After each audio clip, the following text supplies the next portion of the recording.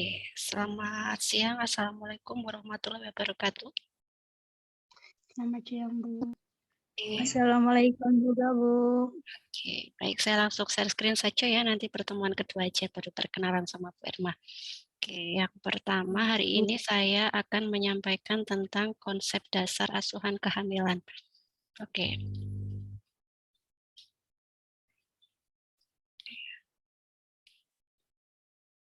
Oke, PPT saya terlihat dan terbaca. Ya, terlihat, Bu. Dan terbaca ya. Oke, desainnya pertama adalah konsep dasar asuhan kehamilan. Sebelumnya pernah tahu atau pernah membaca tentang apa sih yang disebut asuhan kehamilan? Pernah, Bu. Pernah ya? Kira-kira apa? Akan mempelajari apa materi ini? Kehamilan adalah rangkaian kegiatan yang didasarkan pada proses pengambilan keputusan dan tindakan yang dilakukan oleh bidan. Oke, berupa apa aja? Intinya apa aja yang mau dipelajari?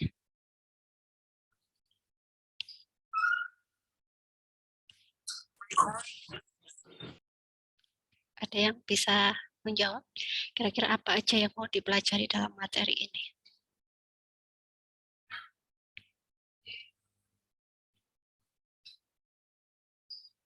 Ada yang mau menyampaikan? Atau pas? Apakah perkembangan janin? Perkembangan janin, terus apa saja?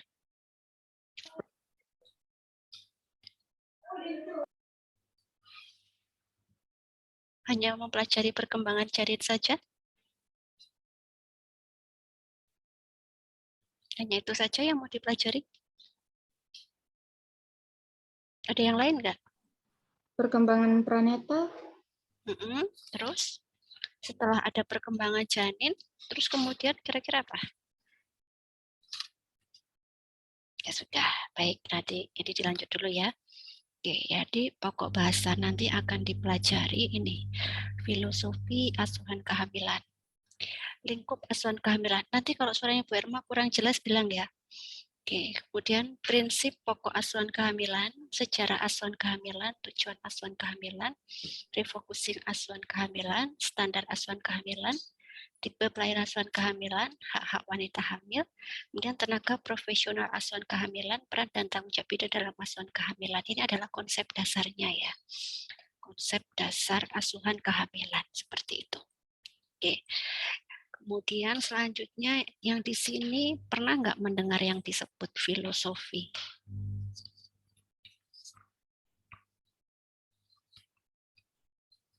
Pernah nggak? Pernah dengar nggak apa yang disebut filosofi? Tidak pernah, Bu. Tidak pernah, ya. Baru kali ini. Oke, baik, filosofi ya, filosofi asuhan antenatal. Ya, di sini yang pertama bahwa kehamilan itu merupakan sesuatu proses yang alami ya. Jadi sesuatu yang alami, bukan karena sesuatu hal yang tidak diinginkan, tapi memang karena memang itu merupakan fisiologis diinginkan ya. Jadi kalau ada orang hamil ada hal yang normal seperti itu ya. Tapi kehamilan itu sendiri nanti akan dipelajari, ada yang patologis, ada yang fisiologis seperti itu. Nah, kemudian setiap perempuan berkepribadian unik, di mana terdiri atas biopsikososial yang berbeda gitu. Jadi setiap individu, terutama di sini kan perempuan ya, karena fokusnya kehamilan itu kan perempuan, karena yang bisa hamil itu hanya perempuan seperti itu. Jadi ada dimensi biologi, psikologi, sosial yang berbeda. Semuanya berbeda, setiap induk itu berbeda, tidak ada yang sama ya, meskipun kembar tetap ada perbedaan. Kemudian mengupayakan kesejahteraan perempuan dan bayi baru lahir. Jadi yang diutamakan adalah, yang dimaksud kesejahteraan di sini adalah keselamatan ya, keselamatan selama kehamilan. Jadi artinya dengan keselamatan itu ya perkembangan kehamilannya itu normal, persalinannya normal, bayinya juga normal, seperti itu. Kemudian selanjutnya, perempuan mempunyai hak memilih dan memutuskan tentang kesehatan. Siapa dan di mana mendapatkan pelayanan kesehatan. Jadi saat hamil, harus tahu di mana dia akan memeriksakan kehamilannya, di mana kemudian penolongnya siapa, seperti itu, dan berhak memilih ya, berhak memilih dan memutuskan seperti itu, di mana melahirkannya, ke siapa, itu bagi yang fisiologis. Tapi kalau yang patologis ya tidak berhak milih karena harus dilakukan rujukan seperti itu. Kemudian berikutnya adalah berfokus pada upaya preventif dan promotif. Preventif apa? Pencegahan ya, pencegahan, dan kalau promotif itu lebih ya hampir sama sih, pencegahan ya, tapi dia lebih ke edukasi seperti itu.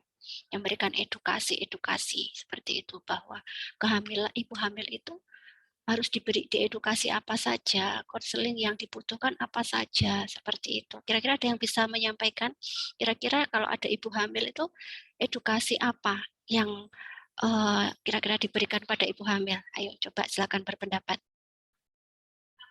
Kira-kira ibu hamil itu perlu diedukasi apa?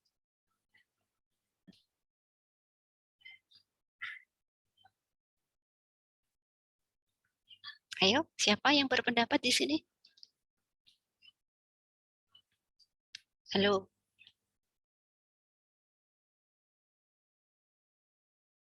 Halo. Ya, Bu. Silakan berpendapat. Ibu hamil itu perlu diedukasi apa? Diberikan konseling apa kira-kira?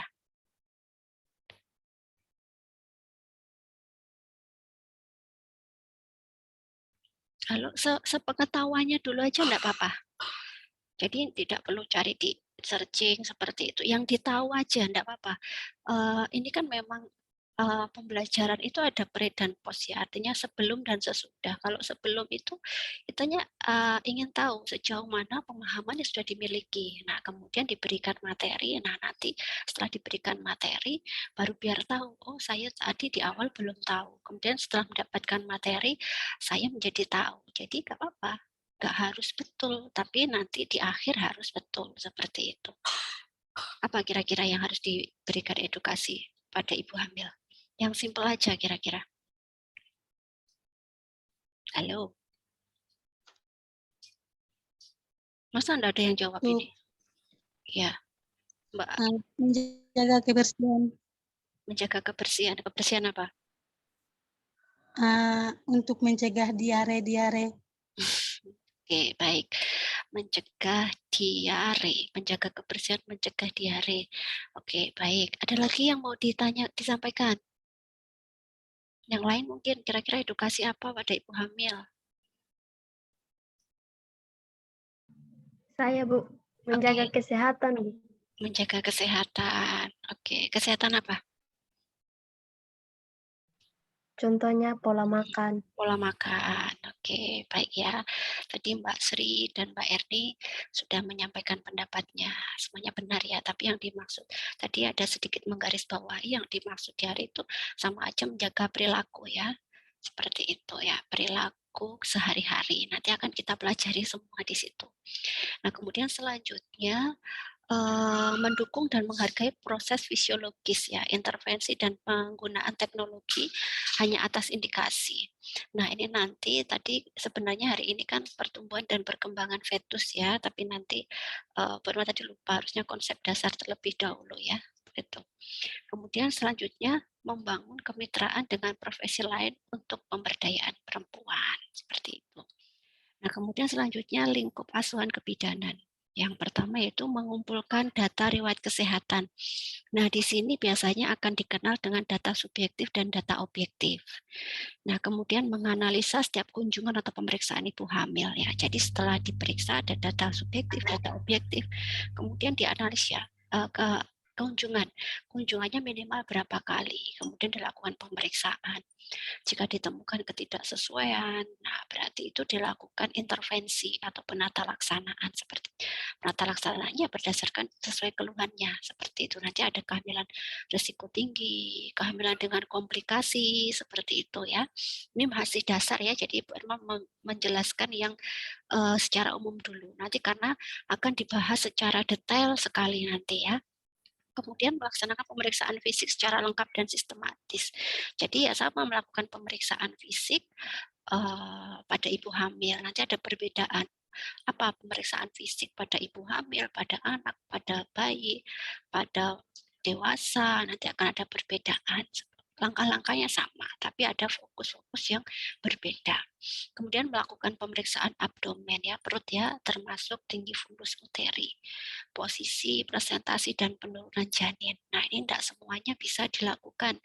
Kalau pemeriksaan abdomen kalau masih di awal belum bisa hanya teraba tapi belum bisa diketahui ini bagian punggung mana, bagian terkecil mana. Jadi biasanya masih disebut dengan sebutan balotemen.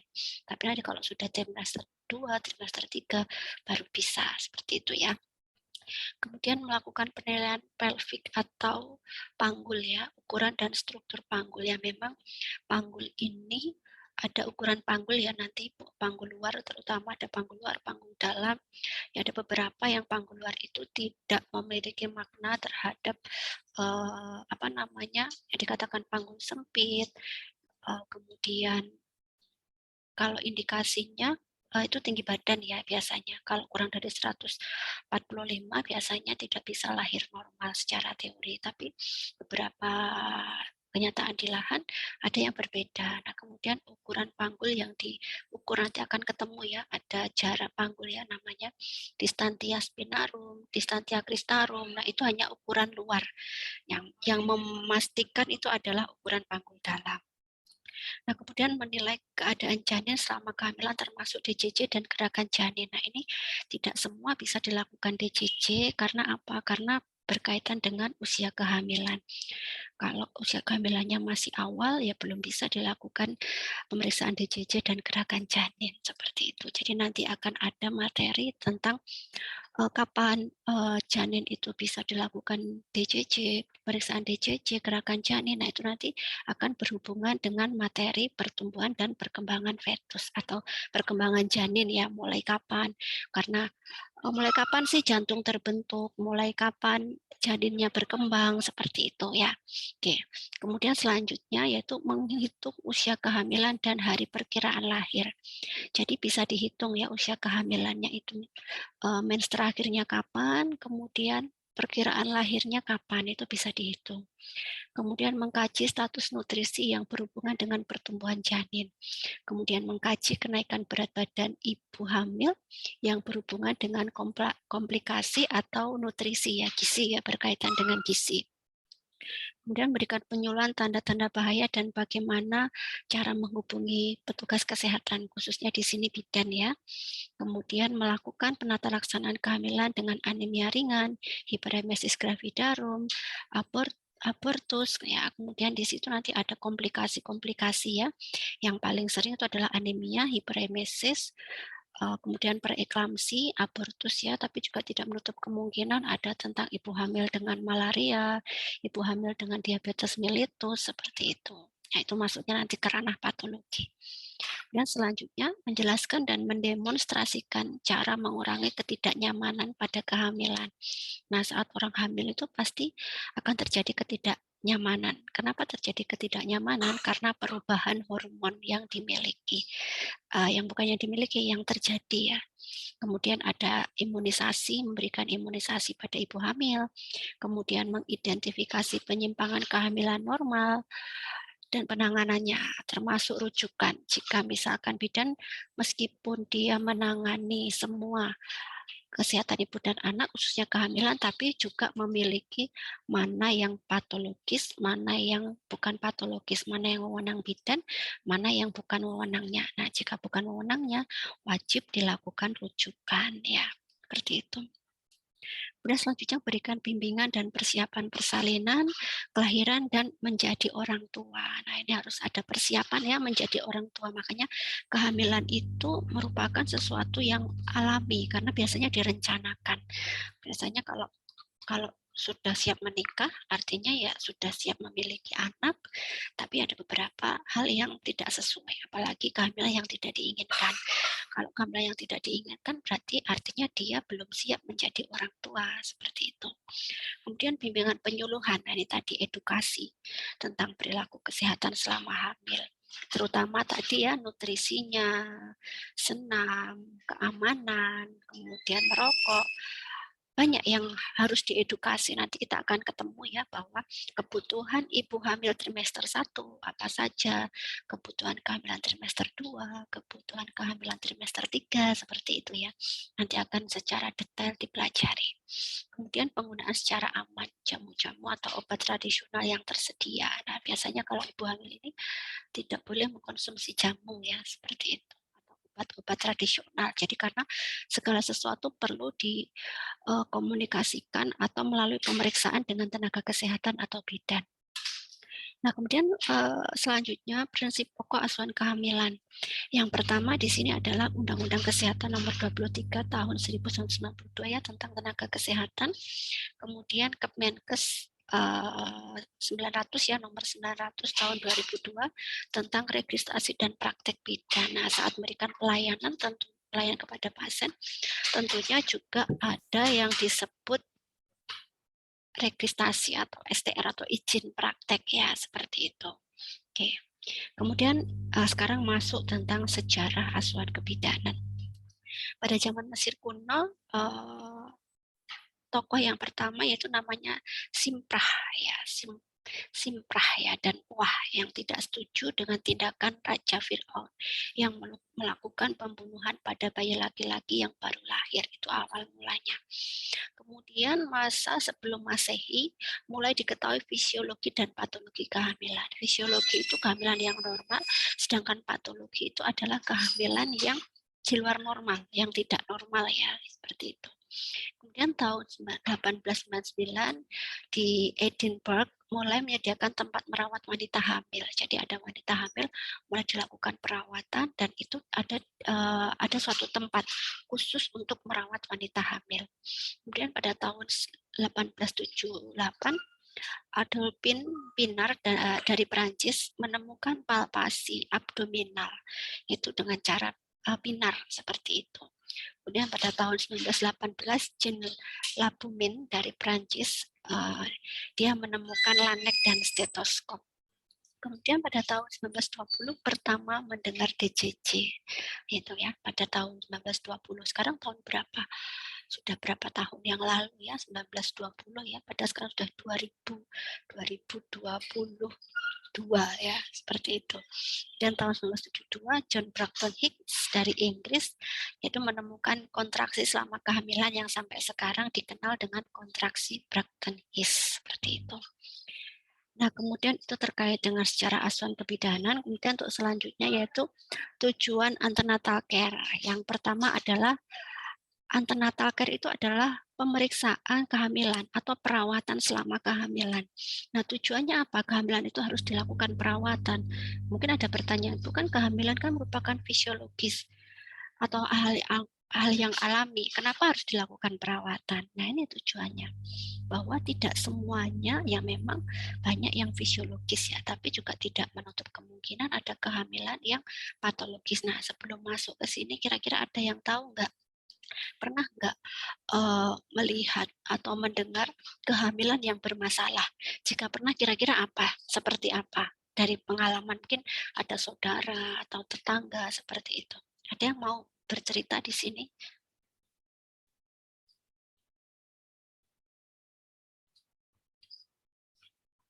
Ayo, ada yang mau berpendapat? Kira-kira? Ya.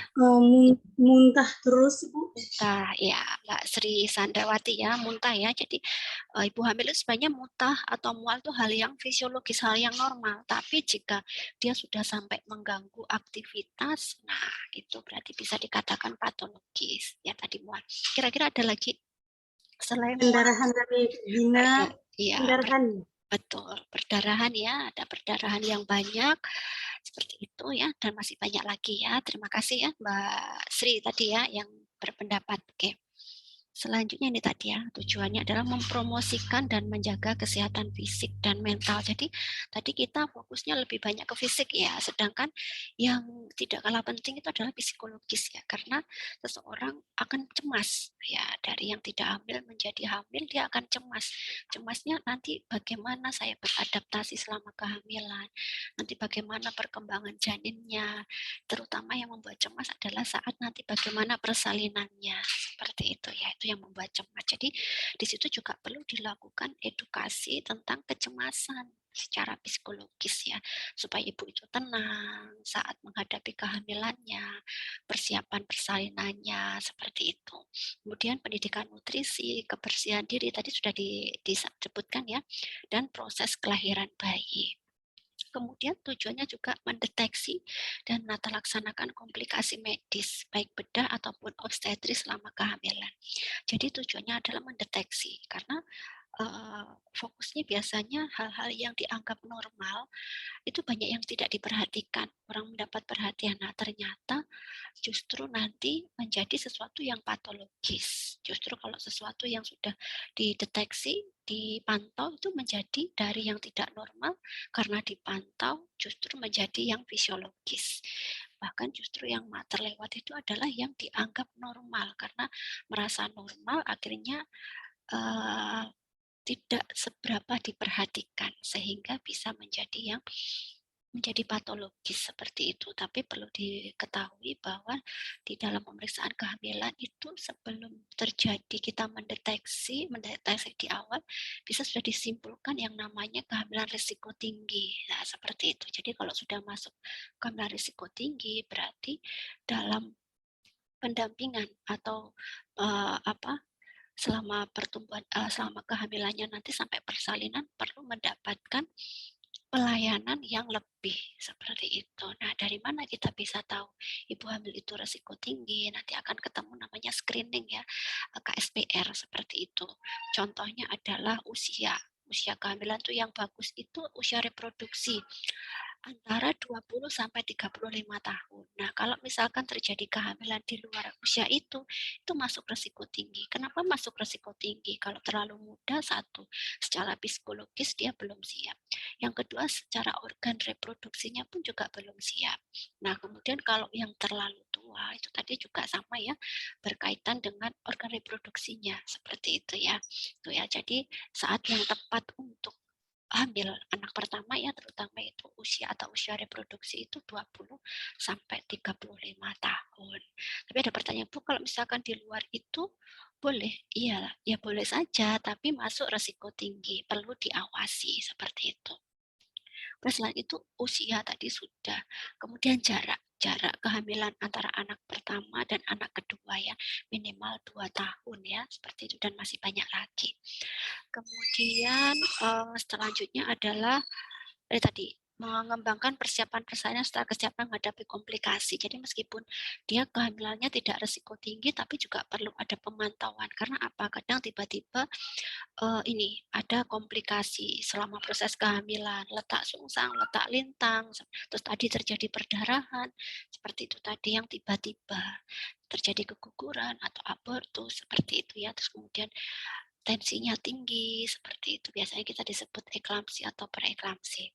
Kemudian selanjutnya adalah membantu menyiapkan ibu untuk menyusui ya, terutama ini yang sangat ditekankan ya, karena nggak semuanya ibu itu menyusui ya secara eksklusif ya, seperti itu. Kemudian bisa melalui nifas dengan normal, merawat anaknya secara fisik, psikologis, dan sosial. Nah, tidak kalah penting biasanya di sini karena keterkaitan dengan anemia, yaitu pemberian tablet Fe ya. Ibu hamil harus mendapatkan tambahan zat besi. Tujuannya untuk perkembangan janinnya ya. Nah, kemudian selanjutnya adalah standar asuhan kebidanan itu ada 6 standar ya. Ini sebenarnya standarnya ada 24 ya, tapi yang berkaitan dengan kehamilan itu ada 6 standar.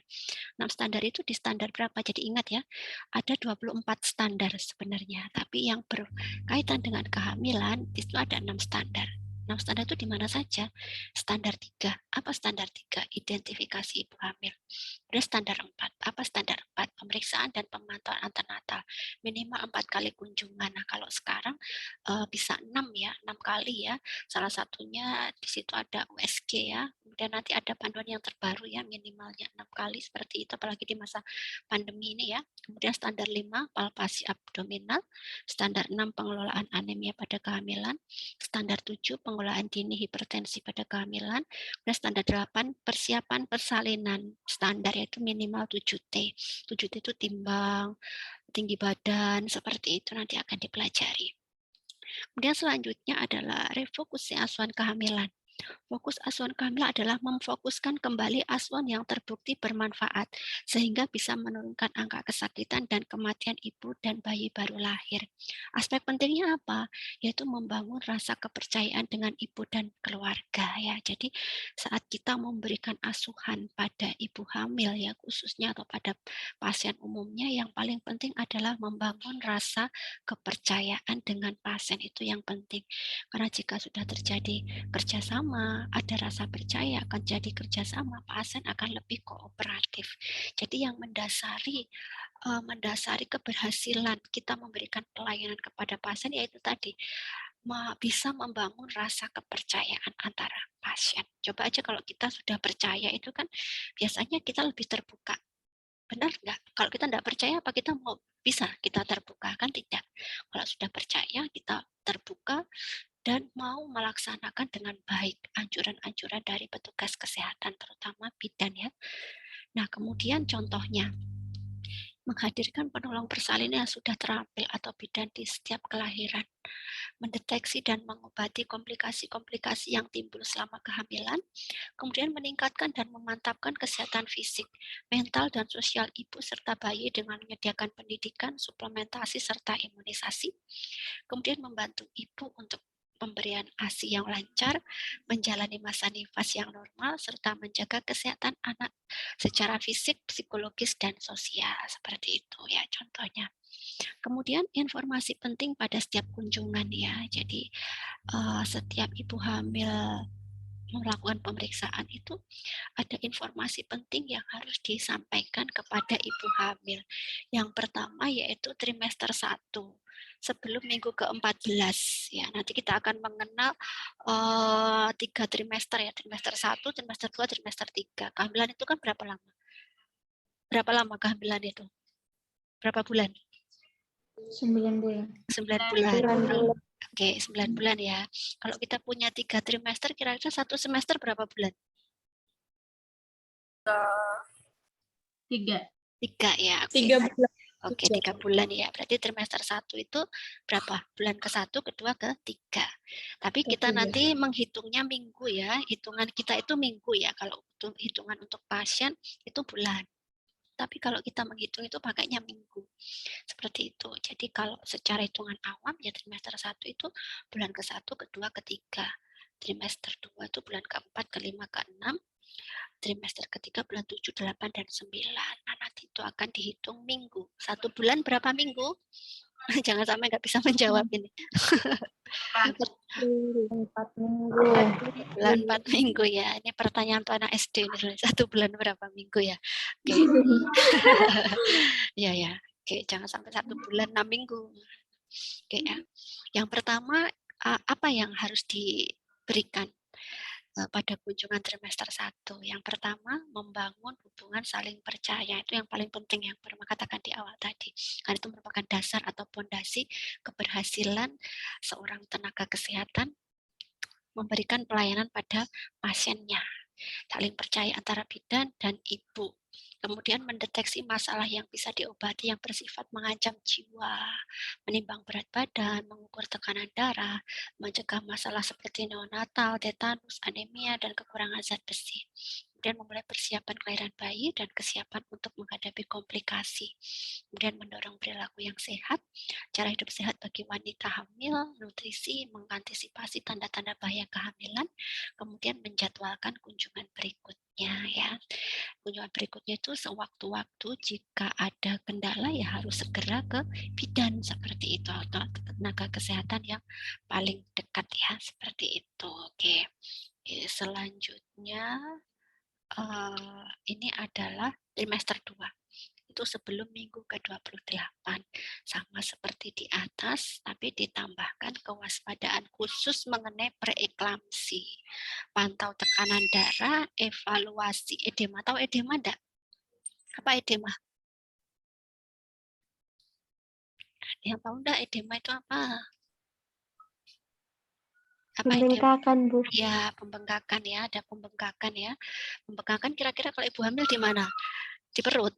Ya, kalau ibu hamil pasti perutnya bengkak ya, mengalami pembengkakan. Tapi yang dimaksud edema pada ibu hamil itu di mana? Di bagian mana? Kaki. Kaki. Terus mana lagi? Kaki. Terus mana lagi? Selain kaki?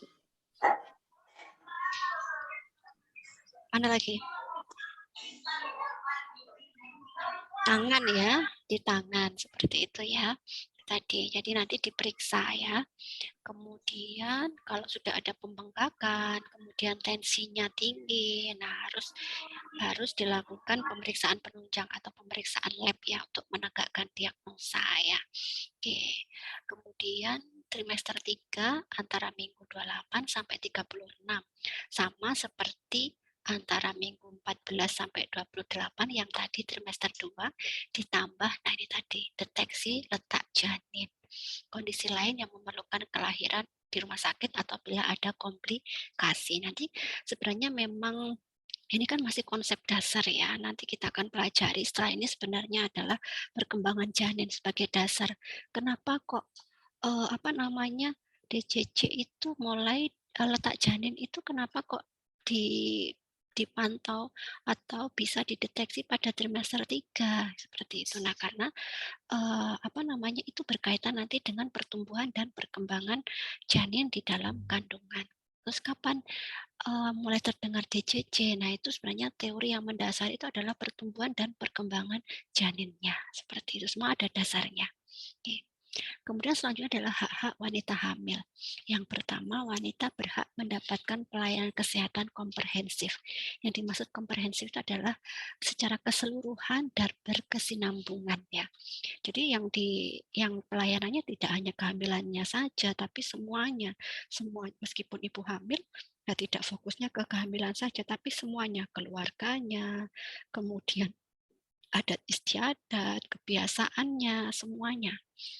Dan diberikan secara bermanfaat dan rasa hormat ya, dengan menghormati pasien tersebut. Kemudian asuhan harus dapat dicapai, diterima, terjangkau untuk semua perempuan dan keluarga. Jadi kalau asuhan itu kadang kalau kita memberikan pelayanan pada ibu hamil itu ada sesuatu siapa, kita harus tahu. Mengambil keputusan di keluarga itu siapa. Alangkah lebih baik jika kita itu misalkan pengambil keputusannya itu bukan ibu hamil. Nah, jika memang bukan ibu hamil, misalkan suaminya atau siapa, alangkah lebih baik yang diedukasi itu melibatkan keluarga. Karena apa? Pengambil keputusan itu yang akan bisa mengambil setelah diedukasi, dia akan berikan izin seperti itu artinya. Kalau misalkan ibunya yang diedukasi, ternyata pengambil keputusannya suami dan suaminya nggak bersependapat, ya sama saja akhirnya edukasi, nasihat-nasihat dari bidan itu tidak akan dilaksanakan. Nah, ini biasanya keterkaitan dengan adat istiadat atau mitos ya. Kira-kira mitosnya ibu hamil yang bertentangan dengan kesehatan itu apa? Ada enggak mitos-mitos di tempat di lingkungan masing-masing? Pernah tahu nggak? Coba bisa diceritakan di sini. Kira-kira ada mitos yang positif, mitos yang negatif. Kira-kira, ayo coba siapa? Silakan berpendapat di sini. Yang di sekitar aja, tidak perlu cari searching-searching, enggak perlu. Yang keseharian, yang diketahui saja. Kira-kira apa? Mitos yang membahayakan seperti itu atau sama mitos yang memang nggak apa-apa. Memang itu mitos tapi ya nggak membahayakan. Coba ada yang mau berpendapat?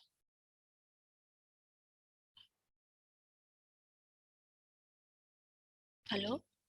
Masih ada semua di sini? Masih, Bu. Masih ya.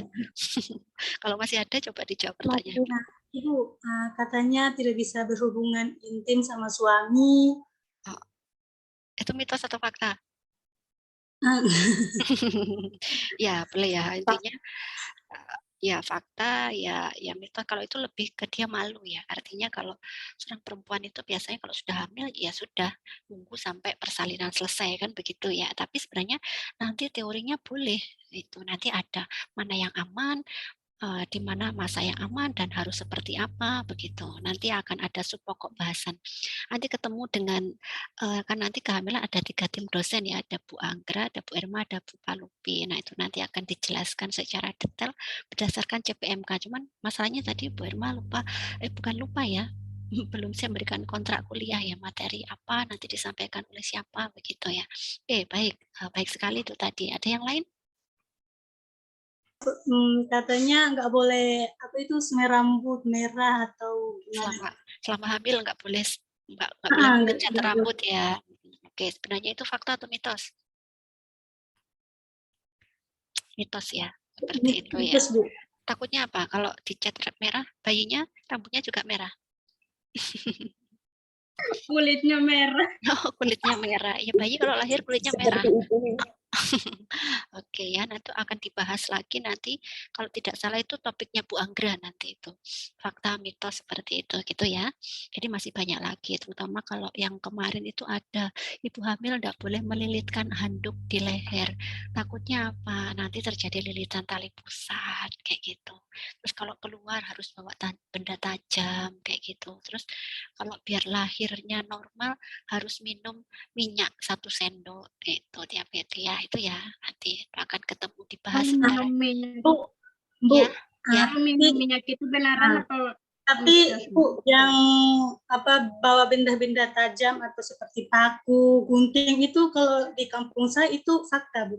Iya, masih ada sampai sekarang pun masih ada seperti itu ya. Cuman artinya kita kalau seperti itu kan tidak ada kaitannya dengan yang secara langsung ya, itu hanya kita edukasinya ya cari tempat yang aman gitu ya. Jangan sampai disaku. Takutnya apa? Nanti posisinya duduk atau apa justru melukai ibunya. Di tempat yang aman. Justru kalau ada yang lain di konde ini, ditaruh di rambut seperti itu ya kan? Gitu ya. Oke. Tadi ya, tadi kayaknya ada lagi tadi pas waktu Mbak Sri Sandrawati menyampaikan ya, Mbak Dini. Oke. Apa? Bu, yang itu minum minyak itu mitos apa fakta? Itu mitos. Ya sebenarnya kalau kaitannya apa? Jalan lahirnya itu mana? Kan berkaitan dengan jalan supaya kasih minyak supaya licin seperti itu. Nah, sekarang saat kita mengkonsumsi minyak arahnya kemana? Ya, jadi kalau bisa persalinannya lancar ya ada senam hamil seperti itu ya, ada senam hamil. Nanti itu ada ya apa tujuannya apa supaya memperlancar proses persalinan seperti itu, jalan kaki atau yoga atau apa itu ada. Nah, itu baru betul. Seperti itu ya. Ada lagi? Atau cukup? Sudah terkait mitos ya, nanti akan materi yang menarik ya, nanti akan dibahas ya. Oke, kemudian selanjutnya ini tadi sampai mana? Wanita, ini tadi asal dapat dicapai, diterima ya, terjangkau artinya diterima itu tidak bertentangan dengan adat istiadat seperti itu ya. Yang mana fakta, mana mitos, semuanya diterima oleh keluarga. Biasanya keterkaitan adat istiadat atau budaya, akhirnya beberapa edukasi-edukasi itu tidak dilaksanakan seperti itu. Kemudian wanita berhak memilih dan memutuskan tentang kesehatannya. Ya berhak memilih ya, tidak boleh kita memaksa seperti itu. Tapi ya tetap kita berikan edukasi yang intinya tujuannya adalah ini tadi tujuan antenatal care itu tadi tercapai seperti itu. Nah, kemudian selanjutnya adalah peran dan tanggung jawab bidan. Kalau tadi kita berbicara tentang pasien itu tadi ya, pasien teori. Nah, sekarang baru ini kita bicara tentang peran dan tanggung jawab bidan. Siapa bidan? Bidan ya di sini semua di sini adalah calon bidan ya toh, masih calon ya. Nah, kalau sudah menyelesaikan kuliah, lulus Ukom, dapat STR, nah baru disebut bidan. Nah, seperti itu. Nah, di sini bidan yang peran ini di sini ada perannya, ada peran bidan sebagai pelaksana, ada peran sebagai pendidik, ada peran sebagai pengelola, dan ada sebagai peneliti.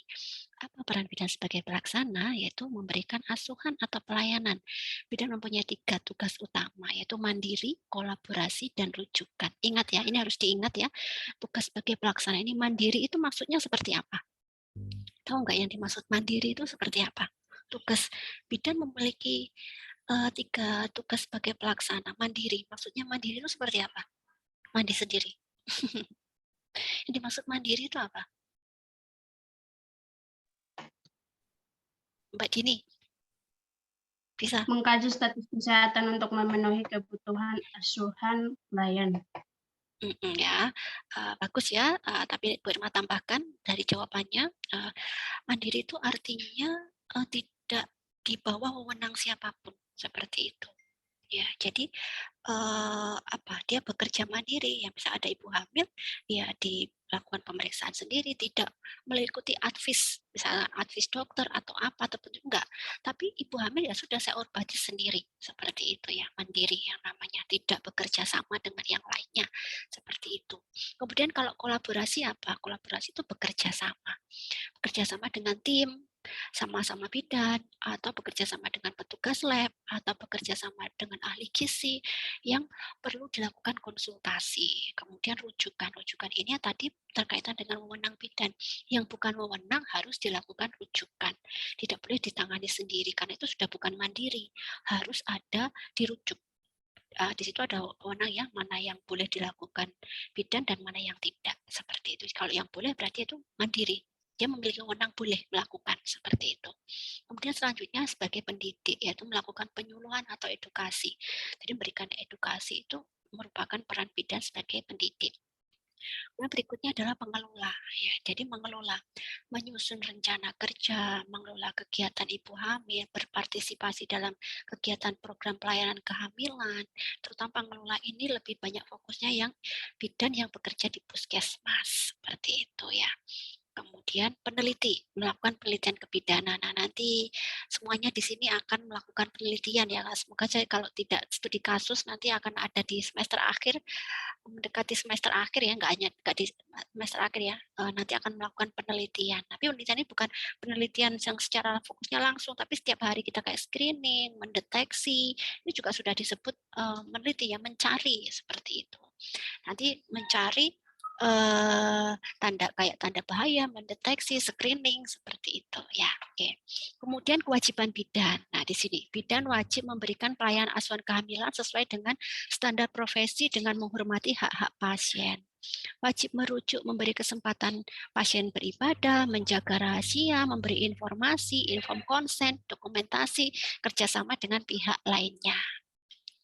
Nah, itu tadi terkait dengan konsep dasar. Dari sini ada yang mau didiskusikan atau mau ditanyakan sebelum nanti Bu Irma lanjut ke ini ya, nutrisi ya nanti ya.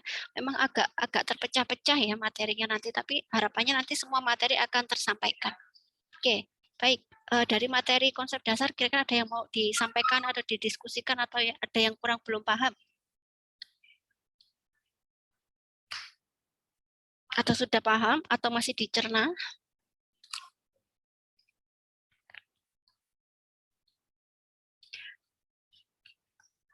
Halo? Ada yang mau disampaikan?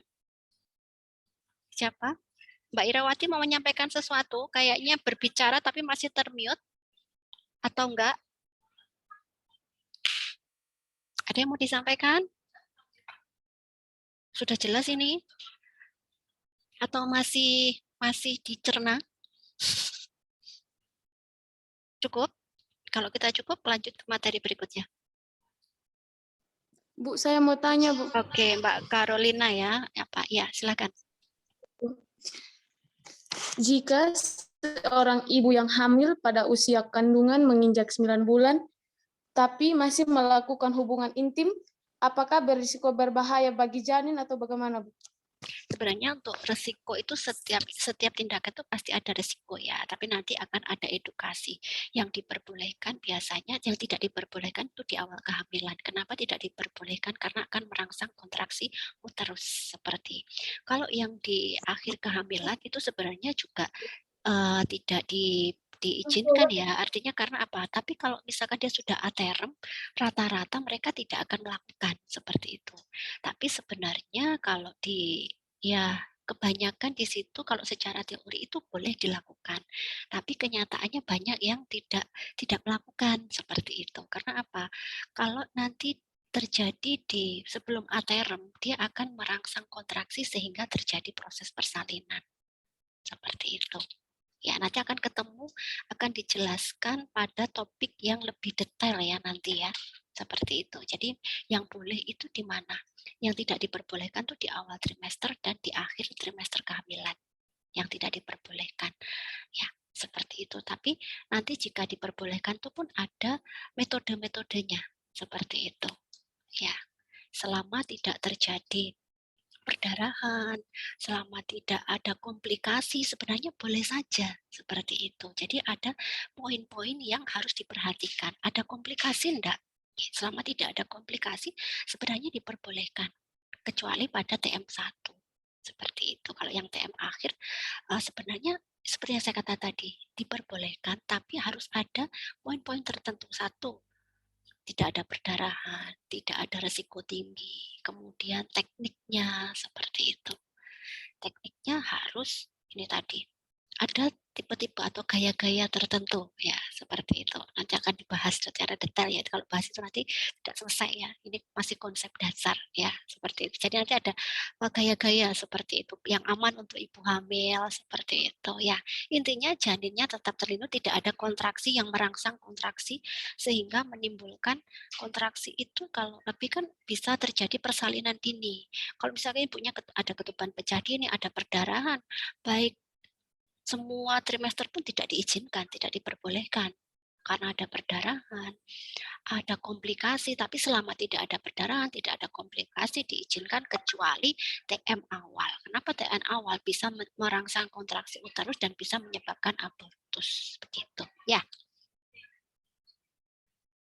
Iya, Oke, baik. Bu. Ya, ada lagi yang mau disampaikan? Tapi Bu, yang saya dengar katanya kalau kayak ibu hamil itu kayak mau melahirkan, terus kayak susah untuk mengeluarkan janin itu suaminya disuruh suaminya untuk berhubungan intim. Itu supaya untuk merangsang itu mitos apa? Ya, itu sebenarnya kalau di dalam dunia medis itu, kalau misalkan bayinya nggak bisa lahir, itu ada faktornya ya, ada faktor power, kekuatan ibu, bayinya, ada faktor apa namanya, ada 3 ya, 3 faktor ya. Nah itu tergantung lah, kalau bayinya besar, nggak bisa lahir, nah, kemudian nggak ada kontraksi karena memang kontraksinya lemah. Nah itu kalau di tenaga medis persalinannya diobservasi namanya patograf ya. Jadi nanti diobservasi kalau dia kala 1, kala 2, kala 3 memanjang. Nah berarti perlu tindakan. Misalkan contohnya nggak dirangsang dengan diberikan drip, saya seperti itu. Sebenarnya itu kalau dunia medis itu kan hanya pendapat saja. Ya memang secara ini kan biar ada kontraksi. Nah itu tadi. Nah salah satunya itu ya. Ya, nggak apa-apa sih bahasa-bahasa awam memang, tapi kalau di dunia medis yang enggak lah artinya yaitu tadi. Ada dipantau dulu dengan patograf, nah dia tidak ada kemajuan persalinan itu karena apa? Atau panggul dari ibunya panggul sempit, atau mungkin karena apa? Atau memang ada kelainan kontraksi, seperti itu. Ya, tapi tidak apa-apa namanya bercerita pengalaman kan ya. Ya maksudnya bukan pengalaman pribadi, pengalaman dari orang lain kan. Justru kadang kalau dulu pernah sih seperti itu, begitu persalinan ditolong, itu tadi kita bisa membedakan mana yang air ketuban, mana yang cairan tersebut. Nah, justru malu kadang. Gitu. Oke. Ya, tapi kalau misalkan itu dalam waktu yang dekat ya, tapi kalau dalam waktu sudah 2 hari, 3 hari ya nanti nih ya. Itu kalau masih barusan begitu ya akan terlihat seperti itu, ya menimbulkan persepsi yang lain seperti itu. Tapi biasanya selama ini jarang di Zoom ya. Oke, baik itu ya. Ada lagi yang mau ditanyakan? Sudah, kita lanjut ke materi berikutnya. Materi berikutnya lumayan panjang ini. Oke, kita lanjut ke materi berikutnya ya. Oke, baik kita lanjut ke materi berikutnya. Saya akan share Materi berikutnya. Oke, sebentar. Nutrisi pada ibu hamil. Jadi nanti untuk pertemuan berikutnya bermuncul dua pertemuan saja ya, tapi materi sudah habis. Nanti yang terakhir adalah tumbuh kembang janin, itu nanti akan sangat panjang juga ya. Makanya tadi materi yang agak singkat udah menggabungkan ya. Nutrisi pada ibu hamil. Oke. PPT-nya terlihat dan terbaca. Terlihat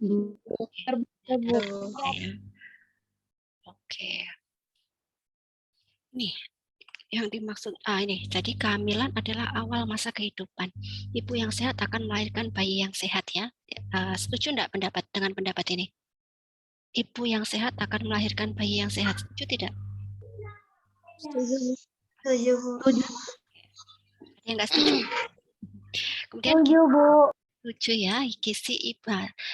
Seseorang yang sehat itu pasti berkaitan dengan yang namanya nutrisi atau gizi. Betul tidak? Betul, Bu. Betul ya. Oke, kalau kita sehari aja terlambat makan, enggak makan, sakit enggak kira-kira? Nggak sakit kalau sehari 2 hari nggak bisa ngapa-ngapain gitu ya. Gizi ibu selama kehamilan akan berpengaruh pada kondisi kelahiran bayi. Setuju tidak? Setuju tidak? Gizi selama kehamilan akan berpengaruh pada kondisi kelahiran bayi. Jadi kalau misalkan gizi ibunya kurang seperti apa? Ya kurang makan gitu. Dampaknya sama bayinya kira-kira apa? bayinya gizi buruk. Bayinya gizi Keguguran Ibu, bisa menyebabkan keguguran. PPLR, kemudian kecacatan, itu ya, bisa menyebabkan cacat ya. Nah, oke. Nah, sedangkan gizi itu kira-kira apa tuh? Yang dimaksud gizi itu bayangannya seperti apa? Makanan kah? Atau Seperti makan buah-buahan. Buah-buahan. Oke, terus apa lagi? Buah saja? Cukup buah saja? Sayur-sayuran, Bu. Cukup sayuran sama buah saja? Boleh makan. Ya, gizi seimbang ya. Nah, jangan gizi seimbang, di situ banyak kandungan mineral ya, sepertinya vitamin B, vitamin C, dan semuanya yang terkandung di dalam makanan atau disebut gizi tersebut ya. Jadi selama kehamilan terjadi peningkatan zat gizi seperti karbohidrat, protein, vitamin, dan mineral. Jadi selama hamil itu semuanya meningkat. Kenapa meningkat? Kenapa meningkat? Karena apa? Kenapa selama hamil itu ibu memerlukan nutrisi yang lebih? Karena apa? Ayo, karena apa? Kenapa selama hamil itu memerlukan nutrisi yang lebih dibandingkan yang tidak hamil? Karena pada saat hamil kan ada dua. Ada janin ya. Ada janinnya. Ya kan janinnya memerlukan nutrisi juga, tidak hanya ibu. Nah, nutrisi itu diberikan ke janin melalui apa? Melalui ibu. Ya. Masa gimana caranya? Coba dijelaskan. Gimana caranya ibu hamil memberikan nutrisi pada janinnya? Melalui apa? Pada saat ibu pada saat ibu makan kan cantik ada telepon. Ingat enggak kalau habis melahirkan itu ada apa? Selain bayi, setelah bayi yang keluar apa? Tali pusat. Tali pusat. Nah, tali pusat itu yang menghubungkan antara ibu dan janin. Dari tali pusat itu yang mentransfer nutrisi ke janin. Ada enggak sih ibu hamil yang enggak ada tali pusatnya? Enggak ada toh? Lupa tadi. Oke ya, bayangannya kecuali kalau bayinya sudah di luar, bisa melalui ASI, disuapin kayak gitu ya. Ini kan bayi masih dalam kandungan. Oke ya, tadi. Nah, nutrisi pada ibu hamil. Oke. Nah, nutrisi ibu hamil adalah makanan bergizi seimbang yang diperlukan oleh ibu hamil untuk menjaga kesehatan dan kelangsungan pertumbuhan normal bayi dalam kandungan sehingga bayinya sehat. Seperti itu ya. Oke ya. Jadi itu tadi, semua kandungan yang bergizi, yang dinutrisi. Kemudian selanjutnya itu adalah prinsip gizi untuk ibu hamil. Pada kehamilan terjadi perubahan fisiologi, anatomi, dan biokimia yang terkait dengan kebutuhan gizi.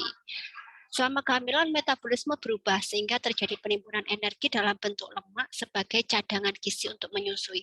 Jadi tidak serta-merta kalau kehamilan itu harus nutrisinya banyak, tidak. Tapi sebelum hamil itu Tuhan sudah menciptakan wanita itu menjadi yang unik, sesuatu yang unik. Dia sudah memiliki cadangan. Nah, seperti itu. Jadi di dalam tubuh wanita sebelum hamil itu sudah ada cadangan nutrisinya. Sehingga jika hamil itu ada penambahan 2 kali lipat. Makanya juga diperlukan nutrisi pada remaja. Itu harus sudah dipersiapkan sebenarnya. Pada remaja itu kalau nutrisinya sudah bagus, ya dia akan bagus. Ya. Jadi selama kehamilan, persiapan kehamilan itu juga bagus seperti itu. Kemudian selama kehamilan, ini tadi metabolisme berubah sehingga terjadi penimbunan energi dalam bentuk lemak ya, sebagai cadangan. Saya katakan ya, ada cadangan pada ibu hamil seperti itu. Makanya kadang apa? Ibu hamil yang TM1 itu mual muntah, Bu, kok ibunya mual muntah tapi kok masih nggak apa-apa kah sama janinnya itu? Kan nggak ada nutrisi yang masuk ke janin kalau ibunya mual muntah. Perlu kita ingat bahwa sebelumnya di dalam tubuh ibu sudah memiliki cadangan. Ya, jadi tidak perlu khawatir kalau memang mual muntah itu kan memang seolah-olah berarti bayinya nggak dapatkan asupan nutrisi. Soalnya itu janinnya kan masih kecil, masih belum seperti yang kalau di TM2 dan TM3 seperti itu. Makanya memang TM1 merupakan yang masih dilakukan adaptasi seperti itu. Kemudian kebutuhan gizi selama kehamilan mengalami peningkatan. Makanya di konsumsi ibu hamil digunakan untuk pertumbuhan janin itu 40%, sedangkan 60% yang memenuhi kebutuhan ibunya. Jadi enggak semuanya untuk janinnya. Jadi ada pembagian 40% dan 60%. 40% ke siapa? 40% ke siapa? Ke janin. 60% ke ibunya. Jadi lebih banyak mana? Lebih banyak ibunya apa janinnya? Ibunya ya. Ibunya. Oke, baik. Selanjutnya, hal penting yang harus diperhatikan terkait gizi ibu hamil. Yang pertama, kebutuhan aktual kehamilan bervariasi. Jadi setiap kebutuhan ibu hamil itu bervariasi tergantung nanti berat badan atau indeks massa tubuh sebelum hamil. Kalau dulu tuh rata-rata penambahan yang ideal adalah lebih dari 10 ya. Tapi sekarang kita tidak bisa seperti itu, harus melihat indeks massa tubuh ibu hamilnya terlebih dulu. Sebelum hamil itu indeksnya berapa seperti itu. Nah, jadi setiap ibu hamil itu berbeda kebutuhannya, nggak sama seperti itu. Kemudian kekurangan zat gizi tertentu dapat ditutupi oleh zat gizi lain. Contohnya kekurangan energi dapat ditutupi oleh konsumsi yang lebih banyak ya. Tertutup ini konsumsi protein yang lebih banyak. Kebutuhan gizi tidak konstan selama kehamilan. Trimester 1 itu sedikit berubah karena sedikit makan ya, karena masih adaptasi itu tadi, karena masih mual muntah dia masih sedikit. Tapi trimester 3 dan 2 itu berubah banyak, mulai dia banyak makan seperti itu. Tapi ya itu tadi harus disesuaikan. Biasanya kalau sudah trimester 3 itu nafsu makannya itu besar sekali sampai harus dibatasi seperti itu. Dibatasi itu tidak membatasi separuh langsung tidak, tapi dibatasi misalkan sayurannya dikurangi, lauknya dikurangi, karbohidratnya dikurangi. Jadi tidak dikurangi separuh tidak, tapi porsinya yang dikecilkan ya. Seperti makanya harus dipantau kenaikan berat badan bayinya. Seperti itu. Jika sudah melebihi ya harus diberikan anjuran untuk mengurangi mengurangi konsumsi makanannya, tapi tidak dikurangi secara separuh itu tidak. Masing-masing yang ada itu dikurangi sedikit-sedikit seperti itu ya. Kemudian manfaat gizi bagi ibu hamil itu sebagai sumber tenaga pertumbuhan. Nah ini kenapa pentingnya gizi yang tadi ada pertanyaan di slide pertama ya. Kenapa gizi itu penting? Nah, karena sebagai apa? Sumber tenaga, pertumbuhan dan perkembangan bayi, pembentukan sel darah merah, pembentukan otak, tulang, jantung bayi, menjaga dan meningkatkan status gizi ibu, kemudian memberi kebutuhan gizi ibu hamil, kemudian mengurangi mual muntah, terutama kalau ini adalah maksudnya komplementer ya. Ada beberapa makanan yang berperan dua, justru merangsang mual muntah, sama yang satunya mengurangi. Kira-kira apa? Kalau terapi ibu hamil yang mual muntah, dengan dia mungkin menghirup aroma lemon atau apa, nah itu bisa mengurangi mual muntah, tapi juga justru sebaliknya, justru merangsang mual dan muntah. Kemudian faktor-faktor yang mempengaruhi status gizi, yaitu ada umur, berat badan, suhu lingkungan, aktivitas, status kesehatan, pengetahuan tentang gizi itu sendiri, kebiasaan dan persepsi terhadap makanan, kemudian status ekonomi. Nah, status ekonomi ini sangat penting ya, karena status ekonomi berkaitan dengan ekonomi berkaitan dengan gizi, seperti itu ya. Nah, kemudian ini faktor-faktor yang mempengaruhi status gizi ibu hamil. Ada status sosial ibu hamil, ibu sebelum hamil, sosial ekonomi ya. Ekonomi itu berkaitan dengan apa? Pendapatan ya. Kalau pendapatannya di bawah rata-rata atau rendah, otomatis dia akan berpengaruh terhadap, secara teori ya, berpengaruh terhadap nutrisi yang dikonsumsi oleh ibu hamil secara teori, tapi juga tidak selalu berlaku seperti itu ya. Kadang kalau dengan penghasilan yang lebih itu mungkin justru konsumsi nutrisinya yang salah seperti itu. Jadi artinya tidak ada, yang penting adalah nutrisi yang masuk ke dalam tubuh itu bisa terserap dengan sempurna. Karena ada juga yang nutrisi itu masuk ada ke dalam tubuh tapi mungkin tubuh menolak. Tubuh tidak bisa menerima karena gangguan penyerapan. Kecuali kalau berkaitan dengan status ekonomi itu apa? Penyediaan nutrisi itu nggak ada. Untuk menyediakan nutrisi itu nggak ada. Nah, itu biasanya keterkaitan dengan pendapatan atau status ekonomi. Kemudian jarak kelahiran, paritas, kemudian usia pertama hamil. Itu semua akan menentukan status gizi ibu ketika terjadi kehamilan. Nah, makanya harus dipersiapkan mulai remaja seperti itu ya. Biasanya ada konseling sebelum pranikah seperti itu ya, mulai diawali dari remaja, konseling tentang nutrisi. Kemudian status sosial ibu hamil ketika hamil, aktivitas fisik, konsumsi makanan, penyakit infeksi juga akan mempengaruhi ya. Penyakit yang diderita ibu itu akan mempengaruhi juga terhadap status gizi ibu hamil. Kemudian status gizi ketika melahirkan, ada status kesehatan, kemudian dari sini ya ada panah ke bawah dari ketika status gizi ibu ketika konsepsi. Nah, ini akan mempengaruhi status gizi janin, berat janin ya, berat badan lahir. Nah, biasanya berat badan lahir itu juga dipengaruhi oleh genetika. Nah, ini yang juga faktor penting ya, karena kalau genetikanya seseorang itu juga mempengaruhi kelahiran bayi. Contohnya kalau memang orang tuanya gennya kecil atau ada masalah gen, juga nanti dia akan diturunkan ke anaknya seperti itu. Oke. Kemudian pengaruh status gizi pada kehamilan.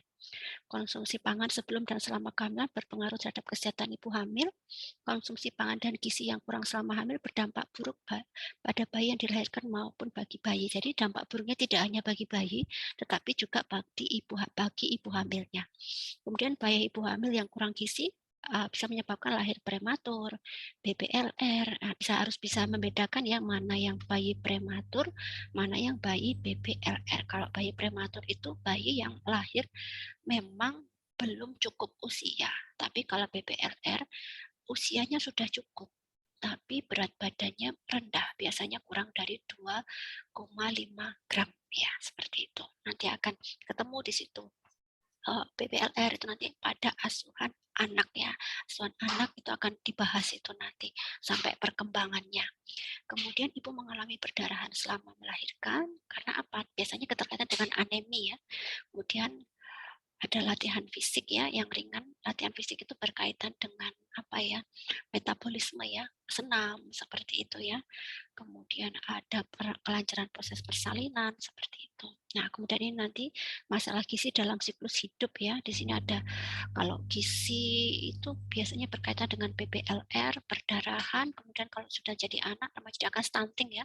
Kemudian remaja banyak ya, dampaknya luar biasa ya. Ini baik BBLR, kalau anak ini sudah ada ya. Di sini nanti bisa dibaca ya dampaknya seperti apa ya. Seperti itu. Endingnya adalah AKI dan AKB seperti itu. Oke, nah ini adalah piramida makanan ya. Di sini yang dikatakan bernutrisi harus memenuhi ini, ada zat pembangun, ada zat pengatur, ada tenaga. Nah, ini sumbernya dari apa saja nih terlihat ya di gambarnya, zat pembangun seperti itu ya. Oke, kemudian ini tadi semakin bertambah usia kehamilan semakin meningkat kebutuhan zat gizinya. Kebutuhan berbeda pada tiap trimester pada kehamilan ya, kan berbeda ya tiap kehamilan kebutuhannya. Sebenarnya ada materi yang harus mengupas ya kebutuhan ibu hamil TM1 itu apa saja beserta contoh menunya, TM2 dan TM3 beserta contoh menunya. Biasanya kalau ini ada demonstrasi masak ya, gitu ya. Masak menu ibu hamil sebenarnya seperti itu. Menyiapkan seperti itu. Nah, kemudian manfaat gizi seimbang pada ibu hamil, kalau tadi itu dampak kalau ibu hamil kurang zat gizi, kalau ini adalah manfaatnya kebalikannya kalau nutrisi pada ibu hamil itu terpenuhi. Nah, manfaatnya yaitu memenuhi kebutuhan gizi ibu dan janin, mencapai status gizi ibu hamil dalam keadaan normal sehingga dapat menjalani kehamilan dengan baik dan aman, membentuk jaringan untuk tumbuh kembang janin dan kesehatan ibu itu sendiri, mengatasi permasalahan selama kehamilan, memperoleh energi yang cukup yang berfungsi untuk menyusui setelah kelahiran bayi. Kemudian selanjutnya di sini ada kebutuhan gizi pada ibu hamil, yaitu karbohidrat sebagai sumber energi ya. Karbohidrat contohnya apa? Zat gizi makro yang meliputi ada gula yang makro ya, ada makro, ada mikro ya. Di sini yang makro itu ada gula, pati, dan serat. Gula dan pati merupakan sumber energi berupa glukosa untuk sel darah merah, otak, sistem saraf pusat, plasenta, dan janin. Dapat diperoleh dari mana? Dari golongan padi-padian seperti beras, jagung, gandum. Kemudian bisa juga golongan umbi-umbian seperti kentang, ketela, dan sagu. Kemudian selanjutnya adalah protein. Protein merupakan komponen yang penting untuk pembentukan sel-sel tubuh, untuk mengembangkan jaringan, termasuk untuk pembentukan plasenta. Dapat diperoleh dari protein hewani, daging, ikan, unggas, telur, dan kerang.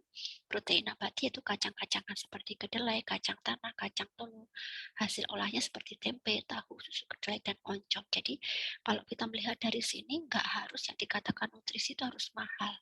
Yang dikatakan gizi itu harus mahal. Karena kalau kita lihat karbohidrat, protein itu diperoleh dari bahan-bahan yang mudah dan murah ya, yaitu seperti tempe, tahu, susu kedelai, seperti itu ya.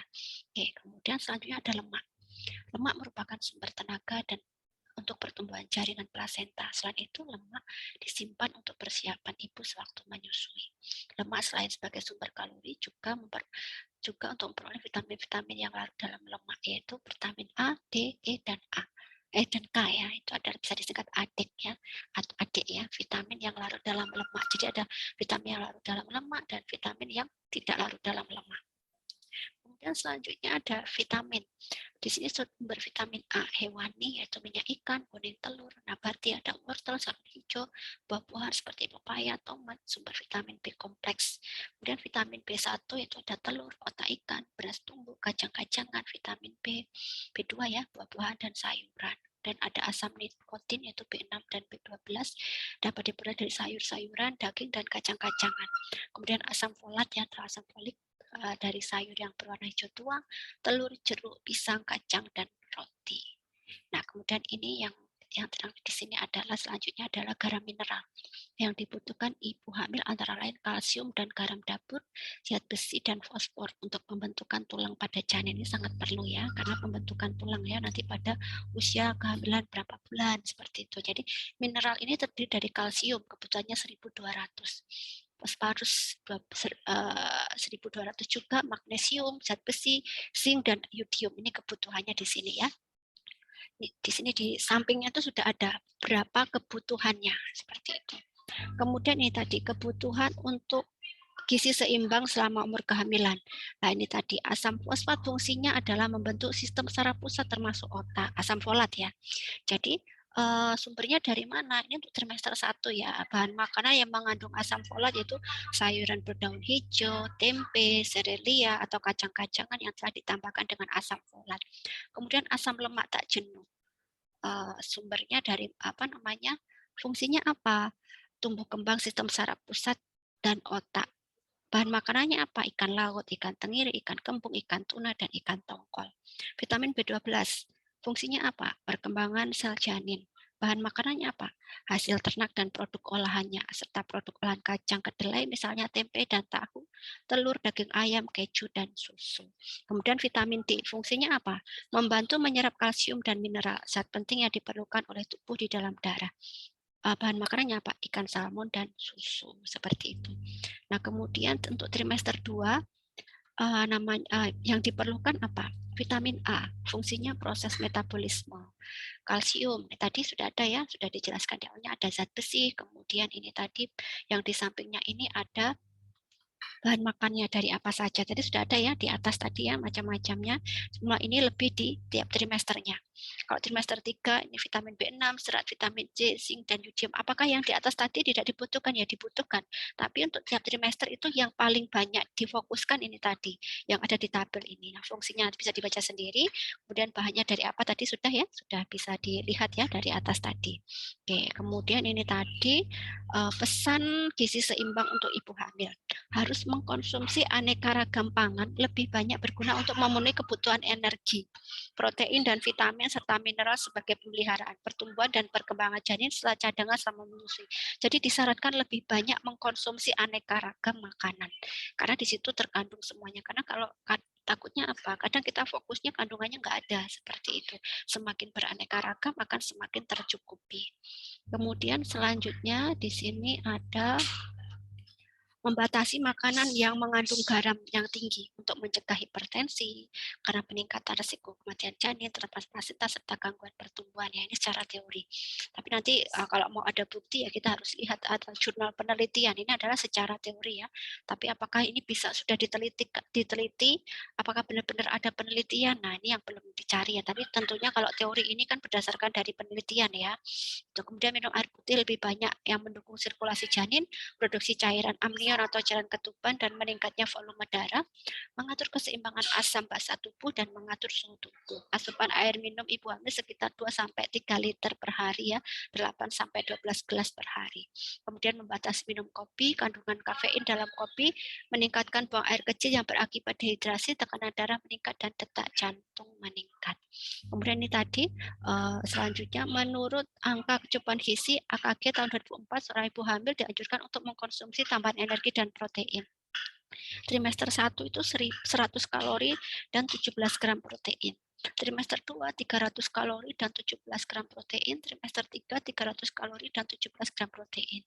Tambahan pada ketiga trimester yang di sini ada vitamin-vitamin ini ya, mulai dari vitamin A sampai mangan sampai fluor ya.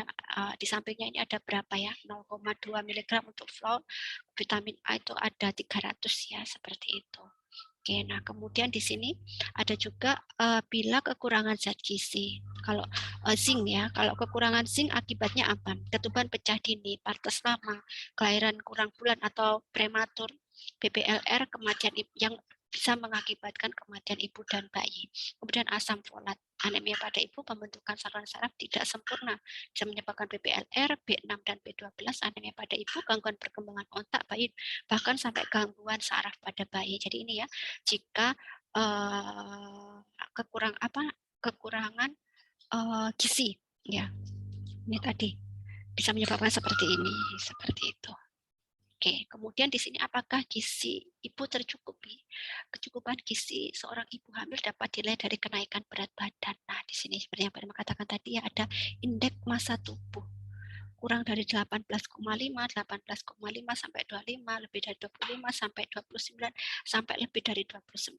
Nanti status gizinya ada 3, kek, normal, BB lebih, dan obesitas. Seperti itu. Jadi kalau ibu hamil untuk yang status gizinya kek, ini kenaikan berat badannya trimester 1, ini di sini. Dalam kilo ya, 1,5 sampai 2 kilo pada trimester 1, itu untuk kek. Tapi kalau itu status gizinya normal, 1,5, ini sama. Nah, kemudian nanti setiap trimesternya akan berbeda. Jadi kita tidak bisa melihat satu sisi saja. Kita harus berawal dari indeks massa tubuh ibu hamil. Jadi ini jumlah kenaikannya. Jadi kalau obesitas itu kenaikan berat badan ibu hamil yang direkomendasikan selama hamil itu 6 sampai 10. Kalau kek 12 sampai 18, kalau normal 11 sampai 16, kalau BB-nya lebih 7 sampai 11 kilo. Itu ya, ini harus dihafalkan seperti itu. Kemudian, nah misalkan tadi pertanyaan Bu, jika di sini sudah terpenuhi waktu saat ANC ditimbang ibunya sudah 10, ini kenaikannya bahkan lebih. Nah, solusinya itu tadi harus mengurangi nutrisi, terutama di trimester, bukan mengurangi nutrisi ya, mengurangi porsi makanan, terutama di trimester 3. Oke. Kemudian distribusi komponen jaringan dalam kenaikan berat badan sesuai kehamilan. Ya, di sini ini yang diperlukan ini apa? Jaringan dan cairan janin, plasenta, jaringan ketuban, rahim, payudara, darah, cairan ekstraseluler, cadangan lemak. Di sini 10 minggu pertama ini kenaikannya dalam ukuran gram ya, kemudian 20 minggu, 30 minggu sampai 40 minggu. Jadi jaringan dalam kenaikan berat badannya totalnya ini 1.200-500 gram. Ya, jadi itu per 40 minggunya seperti itu. Tapi nanti kembali ke ini kenaikan BB-nya ya, sesuai dengan indeks massa tubuhnya. Oke, kemudian selanjutnya sumber zat gizi tadi sudah ya, zat gizinya karbohidrat, protein, lemak, vitamin, bahan makanannya apa saja, di sini sampingnya sudah bisa dibaca. Oke, kemudian kalau sumber zat gizi ini tadi ada vitamin C, vitamin D, bahan makanannya apa saja, nah ini bisa dilihat di tabel sampingnya. Kemudian menu seimbang untuk ibu hamil, syarat-syarat makanan untuk ibu hamil ini tadi memenuhi kebutuhan gizi, energi, protein, vitamin, dan mineral. Nah, ini menurut Permenkes nomor 75 tahun 2013, ibu hamil membutuhkan energi dan protein banyak dibanding yang tidak hamil. Trimester 1 ini tadi kebutuhan energinya. Trimester 2, trimester 3 ya selalu naik ya dari 180, 300. Nah, ini sama ya trimester 2 dan trimester 3 sama proteinnya semuanya sama. Kenaikannya adalah 20 gram ya, seperti itu. Kemudian mempertimbangkan keadaan khusus seperti mual, muntah pada trimester 1. Kemudian ini contoh menu makan ibu hamil. Ini jenis makanannya ada nasi, ikan, tempe, buah, gula, dan susu. Ini sudah mencukupi kebutuhan tadi, piramida makanan tadi ya, gizi seimbang, ada pengatur, pembangun itu tadi ya. Wanita tidak hamil dia memerlukan 2000 kalori. Nah, kalau 2000 kalori itu hitungannya kalau nasi itu 3 piring, 1,5 potong, 3 potong, nanti itu harusnya kembali ke ukuran rumah tangga ya, potongannya itu ada ya, dikatakan, karena nanti kalau dilihat ukuran rumah tangga itu sudah ada, dikatakan satu potong sedang itu berapa senti tebalnya, lebarnya. Kemudian kalau ibu hamil trimester 1 ini 3 piring, 2 potong ya, ini tadi contoh menunya ya, seperti itu. Jadi nanti ada ukurannya, dikatakan 3 mangkok itu seberapa, 2 potong itu seberapa. Nanti kalau mau lihat ukuran rumah tangga, coba searching ukuran rumah tangga, nanti akan muncul. Nanti dikatakan satu potong itu, satu potong misalkan daging, satu potong buah itu ada ukurannya di situ ya. Oke. Kemudian jadi kita bisa menyiapkan menu ya. Kemudian tambahan ya, angka kecukupan energi dan angka kecukupan protein. Kalau energi itu ada tambahan 180 kalori kurang lebih pada 100 gram nasi putih. Kalau protein ini kurang lebih 20 gram itu kurang lebih 100 gram tempe goreng gitu ya. Jadi nggak harus makanan yang mahal ya, seperti itu. Jadi karena ada protein nabati dan hewani, yang penting menunya kebutuhannya terpenuhi ya sudah cukup ya di situ.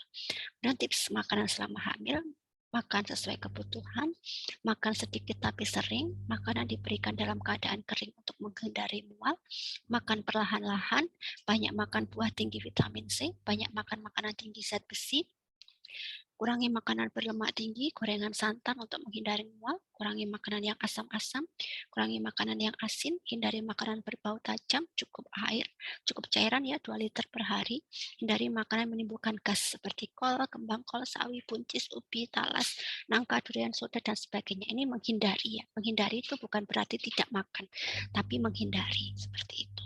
Kemudian pesan penting untuk ibu hamil, yang pertama, selama kehamilan perlu memeriksakan kesehatannya atau kehamilan secara teratur minimal 4 kali atau sekarang 6 kali ya.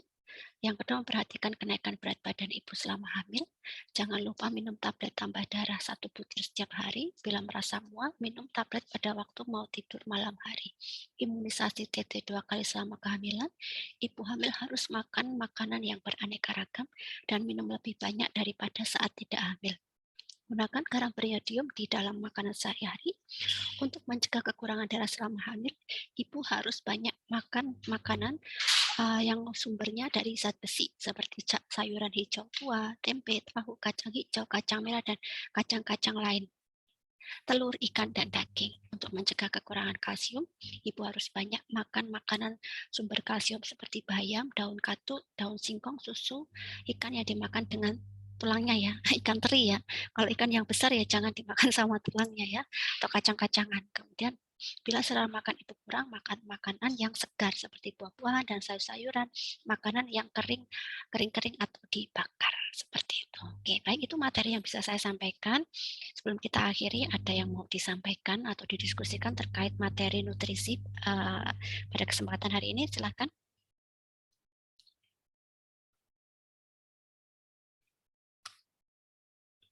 Ada? Tidak ada? Sudah jelas? Atau seperti apa? Atau masih dipahami dulu?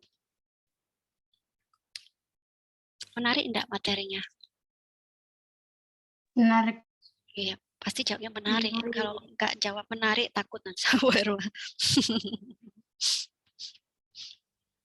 menarik ya, artinya tentang nutrisi, terutama pada ibu hamil. Oke, ada yang mau disampaikan terkait materinya?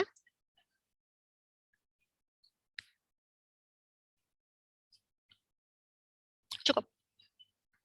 Kalau cukup, kita foto bersama, dibuka kamera ya. Nggak apa-apa, dalam keadaan apapun nggak apa-apa. Maksudnya nggak harus ganti baju atau apa, seadanya aja. Biar Bu Irma tahu lagi apa, sambil apa, kayak gitu. Kalau yang di rumah ya biar Bu Irma tahu rumahnya, tapi nggak datang ya, cuma tahu aja ya. Oke, yang bisa membuka ya dibuka. Ini ada 2 slide ya, nanti ditahan dulu. Yang pertama ini slide 1.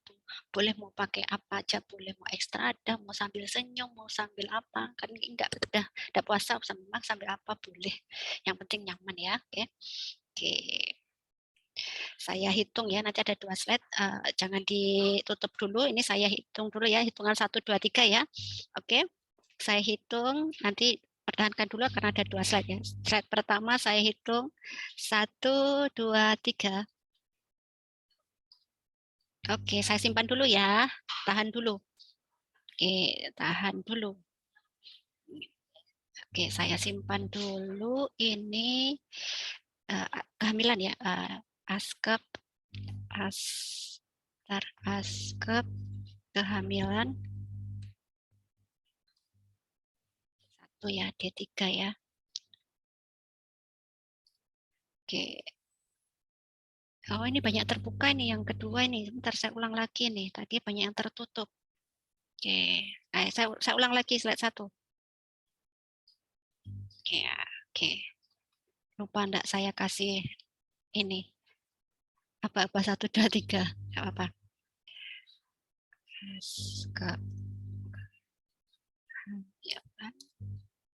D3. Oke. Oke, selanjutnya slide kedua, slide berikutnya. Saya hitung 1 2 3. Oke, sudah selesai. Oke. Kehamilan D3 untuk yang kedua ya. Oke. Baik, dari sini ada yang mau dikonfirmasi lagi? Tidak? Ada mau di-sharingkan? Atau sudah cukup? Nanti saya buatkan Google Form-nya ya. Nanti ya. Nanti jadi materi-materi semua akan ada di Google Classroom ya. Nanti bisa di-download boleh, dibaca aja juga boleh. Seperti itu nanti saya buatkan sesuai dengan pertemuan Bu Irma. Ada 5 ya. Pertemuan Bu Irma ada 5. Materinya 1 yang pertama tumbuh kembang janin, konsep dasar kehamilan, sama 1 gizi ya. Berarti sudah ada 2 materi, tinggal tumbuh kembang janin dan anatomi organ reproduksi ya. Nanti yang belum ya. Oke, ada yang mau ditanyakan lagi? Cukup? Cukup ya? Cukup, Bu. Cukup. Jika cukup, Bu Irma akhiri. Selamat siang. Selanjutnya mau ada kuliah lagi kan? Iya, Bu. Ya. Jam 1 offline. Ya, tetap semangat ya. Terima kasih, Bu. Dan jaga kesehatan. Salam Terima kasih, keluarga. Bu. Bu Irma akhiri. Selamat siang. Makasih, Assalamualaikum Bu. warahmatullahi wabarakatuh. Selamat siang. Selamat siang, Bu. Terima kasih, Bu. Izin live ya. Ya, Bu.